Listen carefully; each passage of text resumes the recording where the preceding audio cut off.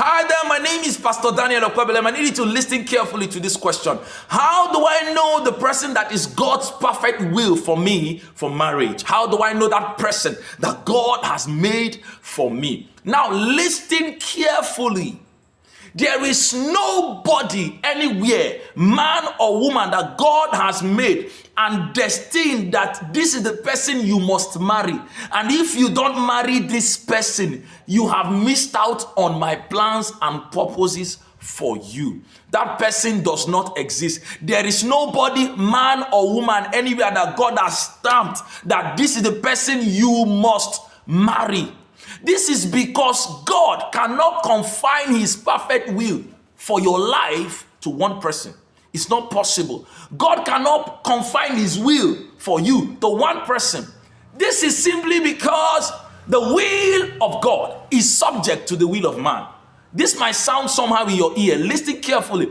The will of God is subject to the will of man when it comes to the man's life, because the man or the woman still has the choice to make.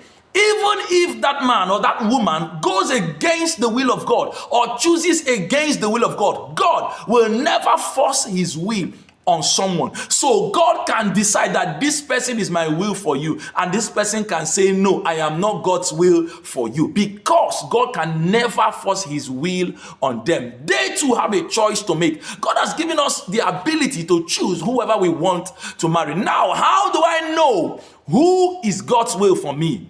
How do you make a choice on who is God's will for you? God's perfect will is a range of people that possess certain spiritual qualities and characters that will match your purpose or your calling in life. That is God's perfect will. First of all, they must be born again. They must be born again. Everyone that is God's will for your life must be born again. Secondly, they must possess spiritual attributes and characters that must align with your purpose. For example, if you want to be a minister of the gospel, there is a kind of lady or a man you should marry. Everyone out there is not your wife or your husband, even though they are believers or they are Christians. They are not God's perfect will for your life. So how do you now know who to choose?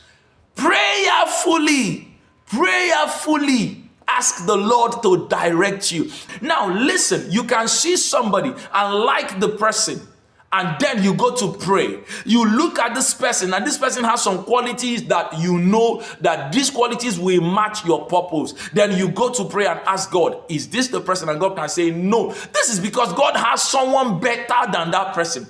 Now look, if you have approached somebody, maybe you have prayed and you have even seen in visions that this person is your wife or your husband, and then you approach them to tell them what you have seen or what you now know, and they reject you. Don't kill yourself. Let me tell you, don't go and say, oh no, I've missed God's will for my life. No.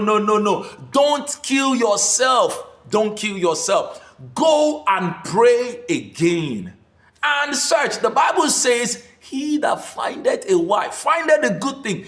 And now look, for you to find, you need to search. And if God is giving you the ability to search, he's trying to let you know that you are looking for something within this range of people. Now, listen to me carefully. Not everyone that is a Christian, a brother or a sister, is God's perfect will for your life. They must be born again, first of all. 2, they must possess criteria, characters that suit or match your purpose and your calling. And they must go through God's approval. God must say yes. Yes. God bless you. Please share this video. Every brother out there that is yet to marry needs to watch this video. Every sister out there that is yet to marry needs to watch this video. God bless you. My name is Pastor Daniel Okwebelem.